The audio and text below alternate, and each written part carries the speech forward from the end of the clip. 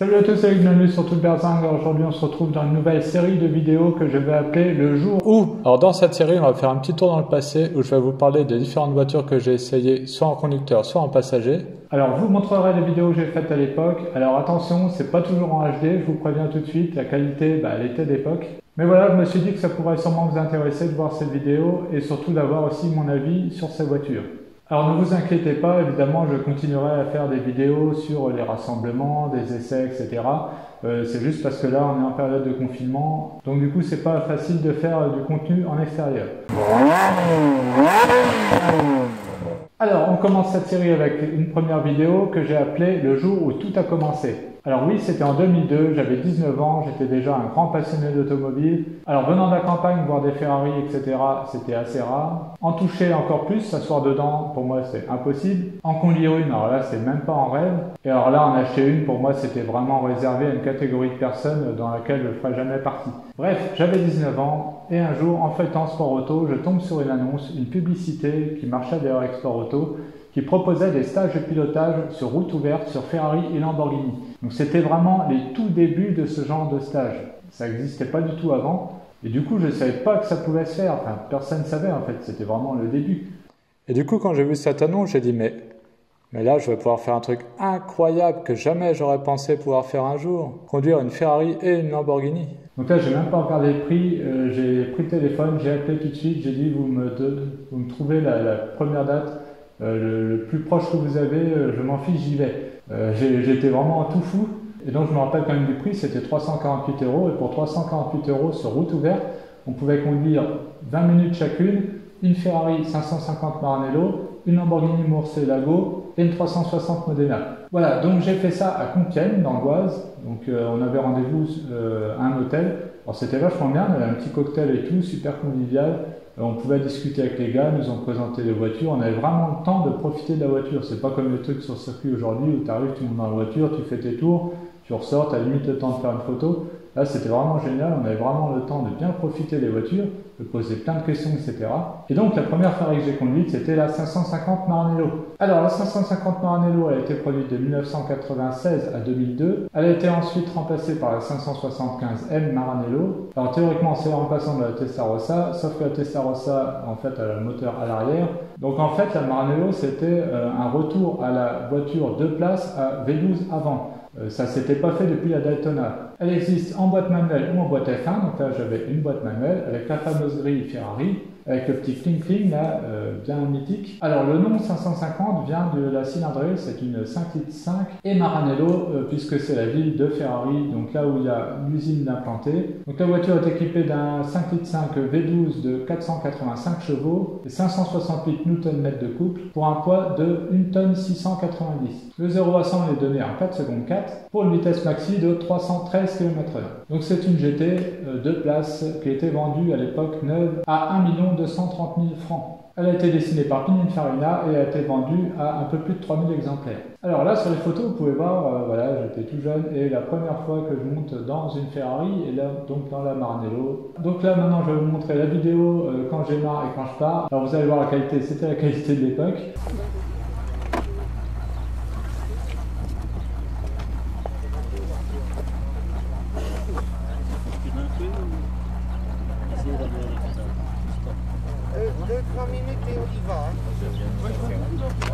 Ah oui, c'est dur.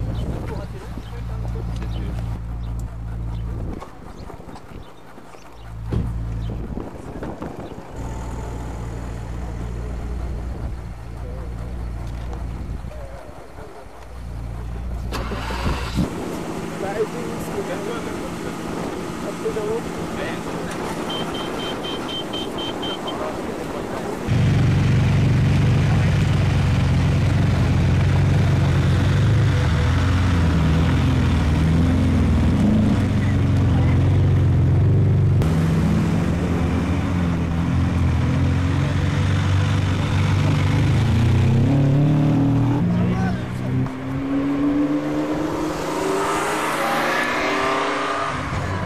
Donc voilà, je tourne la clé et c'est parti pour 20 minutes de bonheur. Donc là on est parti sur une voie rapide, on suivait les trois voitures et il y avait une voiture ouvreuse, c'est une BMW M3 de mémoire.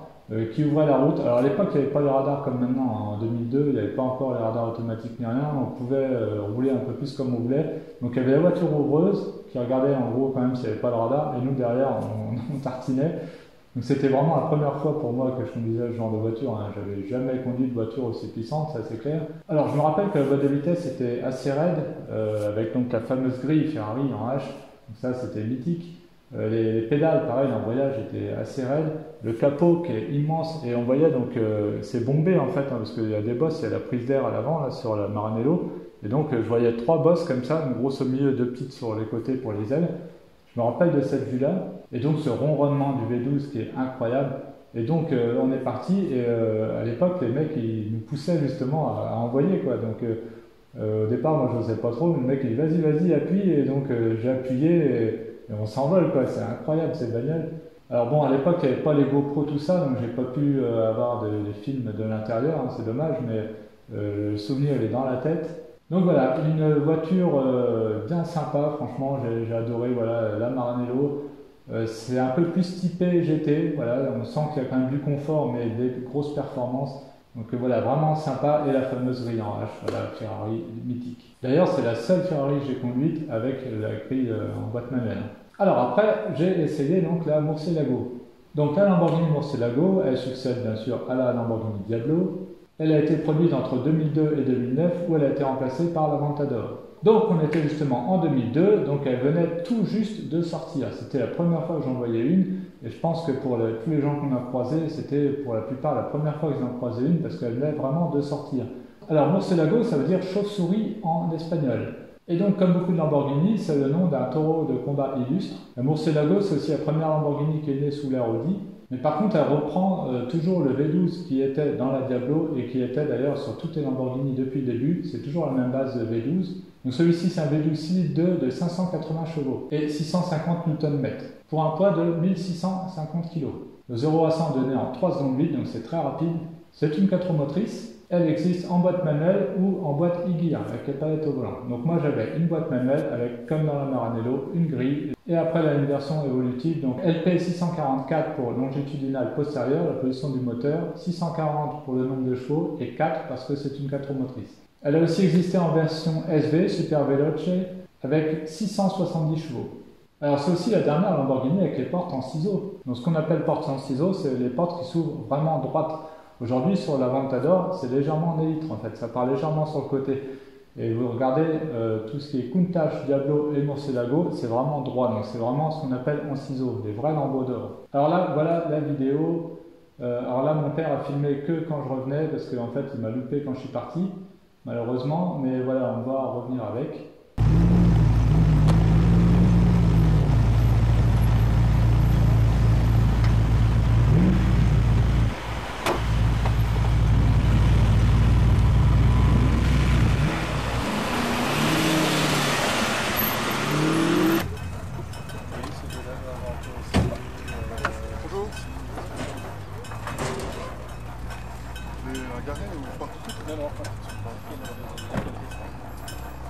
Alors avec celle-ci, on a été au départ un petit peu en ville, alors en ville, façon de parler.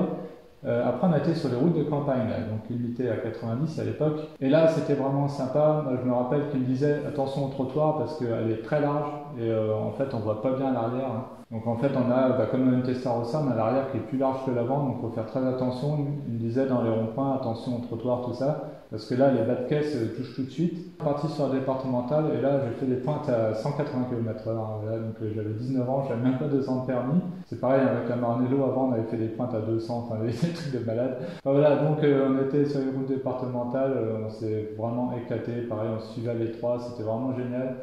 Alors la Murcielago, plus raide que la Maranello à conduire.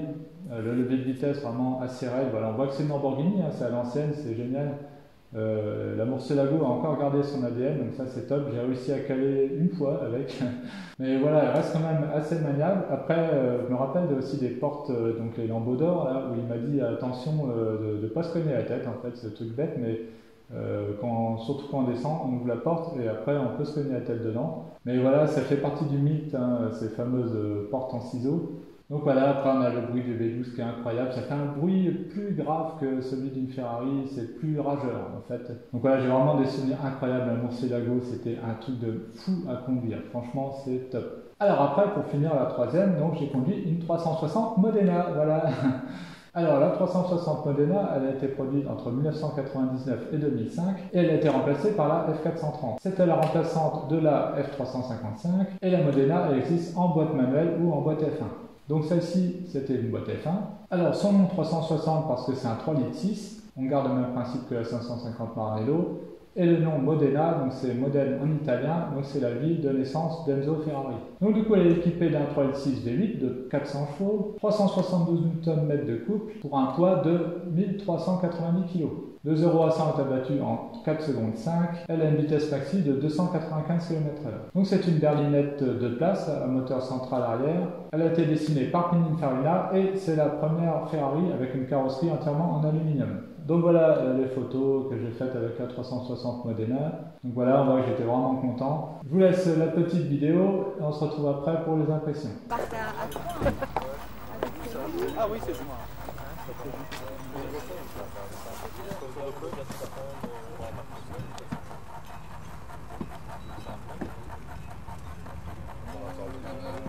Non, mais ça va pas arranger. Hein. Bah, ça, c'est fini.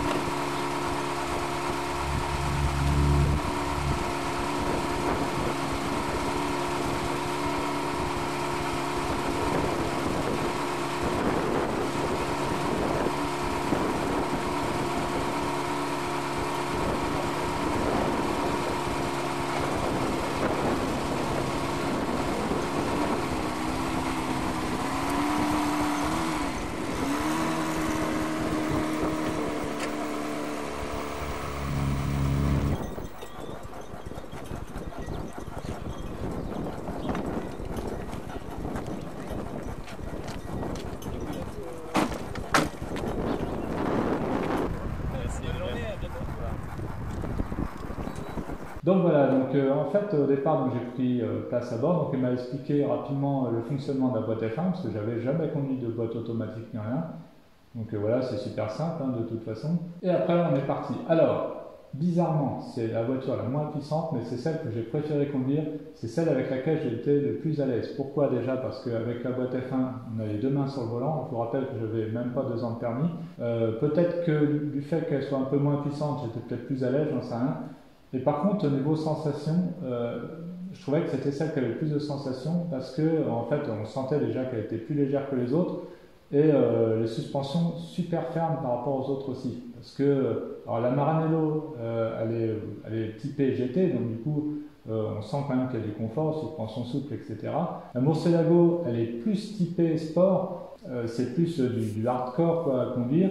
Là, ça faisait vraiment, j'avais l'impression d'être dans un gros kart quoi, et j'ai adoré. Et c'est vraiment, là, ça m'a donné vraiment envie d'acheter une voiture comme ça, quoi, d'acheter une Ferrari, ça c'est clair. Et du coup, vu que j'étais à l'aise, c'est avec elle où j'ai fait la plus grosse vitesse, on va dire. Donc là, on est reparti sur les voies rapides. Et là, je me rappelle avoir vu un moment le compteur à 220. Voilà, donc c'est une voie rapide limitée à 110. Bon, à l'époque, ça se faisait beaucoup plus qu'aujourd'hui. Alors là où j'ai pu me rendre compte vraiment de l'efficacité de la voiture, c'est que bon, du coup, il n'y avait pas trop de circulation, mais on doublait quand même des gens. Donc quand on double des gens qui roulent à 110 et qu'on est à 220, du coup, on passe à côté d'eux, on a 110 km/h d'écart. Hein. Et à un moment, donc, il y a une voiture qui a déboîté pour doubler. Hein, je pense que vous ne nous avez pas vu arriver. Donc c'est là qu'on voit que ce genre de voiture est vraiment efficace. Et du coup, j'ai freiné, hein, j'ai freiné fort. Et là, j'ai vu que ça freinait fort.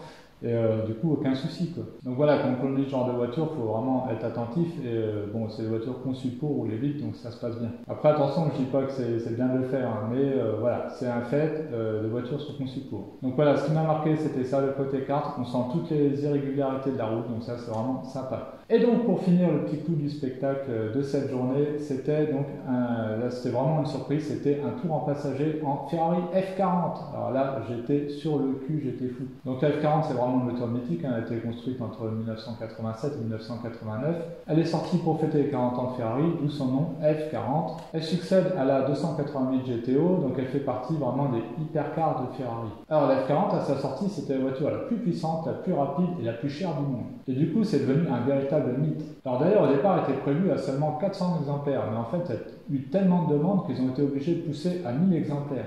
Et finalement, ils en ont carrément construit un peu plus de 1300. Alors son moteur, c'est un moteur qui est repris de la 288 GTO. C'est un V8 biturbo, 478 chevaux, 577 Nm de couple, pour un poids limité à seulement 1 tonne 100. Alors tout ça grâce à l'utilisation déjà à l'époque de la fibre de carbone, mais pas que. Ils ont aussi utilisé de la fibre de verre, du plexi pour les vitres. L'intérieur était vraiment très spartiate avec l'équipement minimum.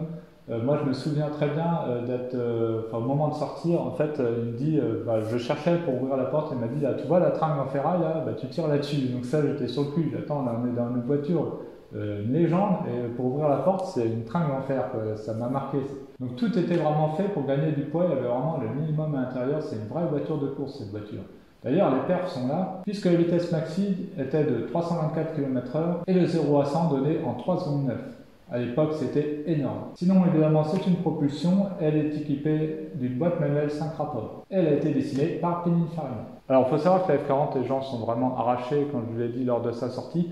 Surtout que c'est arrivé en même temps, pratiquement, que la mort d'Enzo Ferrari. Alors justement, tiens, j'ai oublié de regarder combien ça se vendait neuve, une F40. Alors, on va regarder ça tout de suite.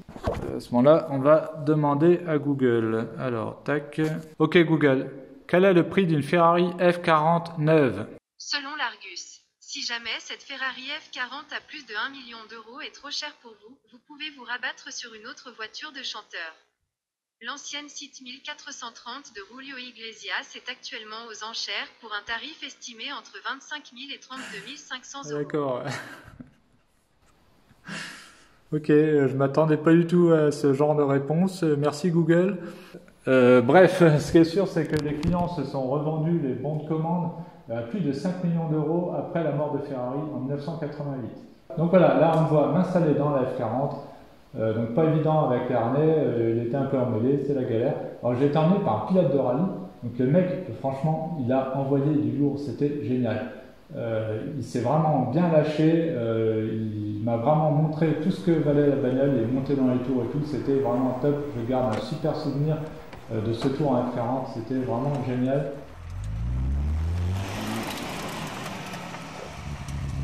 J'étais vraiment collé au fond du siège. Alors il faut savoir que cette voiture en 2002, elle valait à peu près, je ne sais plus exactement, mais on va dire dans les 200-300 000 euros maxi. Et aujourd'hui, elle vaut 1 million. Donc voilà. Donc voilà, c'est fini pour cette première vidéo de cette série. J'espère que ça vous plaît, le concept. Dites-moi en commentaire. Donc voilà, donc je vous ai prévu pas mal de vidéos parce que j'ai eu la chance d'essayer pas mal de voitures dans le passé. J'ai regardé, il y a à peu près une trentaine de vidéos à faire, donc ça va être assez sympa. Donc je vais les étaler sur toute l'année, voire un peu plus, on verra. Là, je vais commencer à en mettre quelques-unes parce qu'il y a le confinement et que je vous avoue, j'ai rien d'autre sous la main. Donc voilà, en tout cas, si ça vous a plu, n'hésitez pas à lâcher un pouce bleu. N'hésitez pas à vous abonner si ce n'est pas déjà fait et d'activer la petite cloche pour être au courant dès que je mets une nouvelle vidéo. Et on se retrouve à très bientôt dans Tout Berzingue. Allez, salut!